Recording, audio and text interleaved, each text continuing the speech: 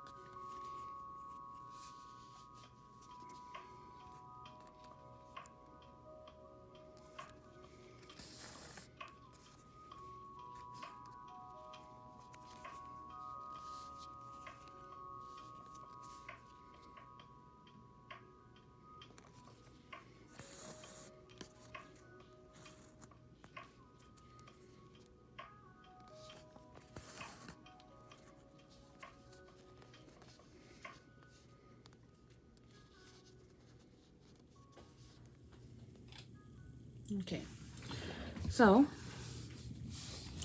I don't know if you can see that, but my string is now incredibly short and I need to put a new string on my needle. So to do that, what I do is just kind of insert my needle back where it was before.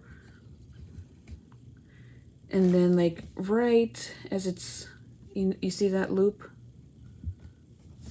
That loop. I'm going to insert my needle there again and make sure that it's kind of hidden. So if you can see that, it's kind of hidden there. And then what I'm going to do is kind of go inside some of my rope here so that it's kind of in the middle, so it's not going through to the other side, as if you can see. I'm just going to pull through and it kind of just disappears there. If you want, you could do that multiple times. I'm not going to do that. I'm just going to trim it off. Okay. And so kind of if you like move it around and things like that, it kind of starts to disappear. So then we're going to cut a new piece of thread. With this, you just kind of want to make sure that it's still flat. So when you twist, make sure that it's going like right in front and not like moving out of place. All right. Now to add in a new thread, it's like how we started it. So you just insert your needle, you go around, insert your needle again, make a loop, insert your needle through the loop, and then pull tightly to make sure that the knot is nice and tight. Then you can just continue stitching like normal. Okay, so now we are ready to start building upwards. This is our base. As you can see, it's very stiff and it's also flat. Okay, so now that we are done with the base, what we're going to do is we'll continue to twist so that we have a stronger basket. And then we're going to lay our coil right on top of the previous coil here. So we're going to lay it on top here like this. And then what we're going to do is we're going to, again, take a little bit of the string. And you see how we have it pulled through like that. And then we're going to pull. And then we have it on top of our base.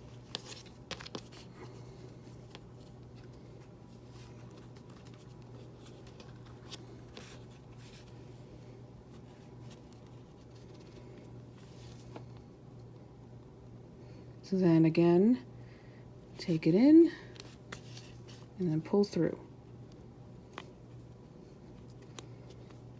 Again, twist. We don't want it pulled too hard. Like, you can twist it to make it stronger, but you don't want to pull it like this because then it starts going, you start making it like smaller at the top. So you don't want that. So you just want it to lay nicely on top and that you have the string itself twisted tightly. Okay, so you want to continue to do that all the way around.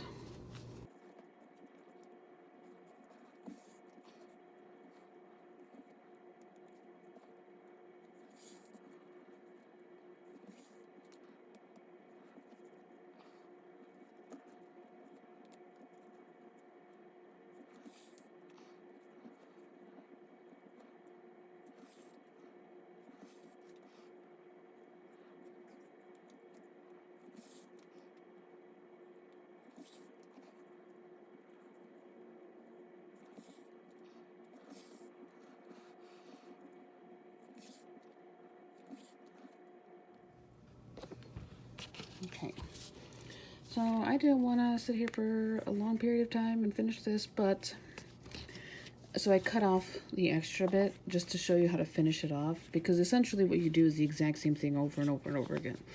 So once you have fully put in your, your round, so here it starts here, and then it starts to go up here. What you want to do, you see here I did it wrong, which is, a good way to show you. Or it's like 1, 2, 3, 4, 5, and here we go 1, 2, 3, 4. So really where you want to end is right here. Then your edge will be even. But to show you how to finish this off, essentially what I do, again, you have your needle with your thread. Okay, and you just kind of, well, here I could probably do a couple more stitches here. Oh, well, let me just cut this off here. So essentially you go until you get to this end here, but I don't want to do that, so here we are. So I finish it off like this. So I am going to do one more stitch and then really tighten that. Then what I'll do is continue to go to make this stitch here, lining up all the stitches and tightening. So here I'm lining it up, and then what I want to do is I want to go to the end to like about there, and what that does is it covers up the all these like frayed edges here. Because it's cotton, it's not like you can burn it off, so you do have to kind of take this and just do that. Like you can, this is just to do it really neat. So you can see this first one, not neat at all, not very neat. But see here, much neater, which is kind of what we want, especially if this is going to be decoration or something like that. You just kind of line it up just very slowly. You're going through and just put, make sure you have your thread next to the previous stitch. You just kind of continue like that. Okay, so I'm just gonna leave it like that probably. So then what I'm gonna do is just go in one last time, put my needle through the loop, really, make sure that it's nice and tight, and then I'm going to weave in my end by just going in between there, and then I think I'm gonna do it one more time, so just to make it kind of invisible.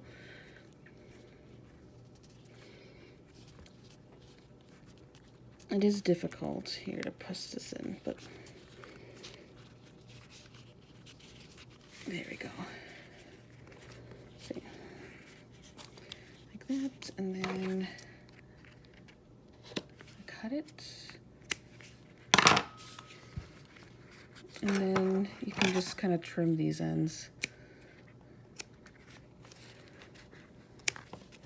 And there you have your basket. So like it'll be a little bit like warped because of all the pulling and stuff that you did on it. But if you kind of stretch it out and make it nice, it'll, keep its form more or less. Like that, see? So now that looks like an actual circle. Nope. So again, this is my first attempt. This is about as big as what yours will look like.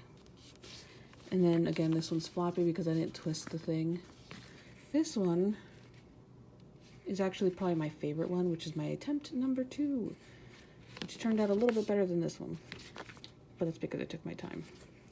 You see, each stitch makes these really pretty little lines, and that's kind of what you're going for.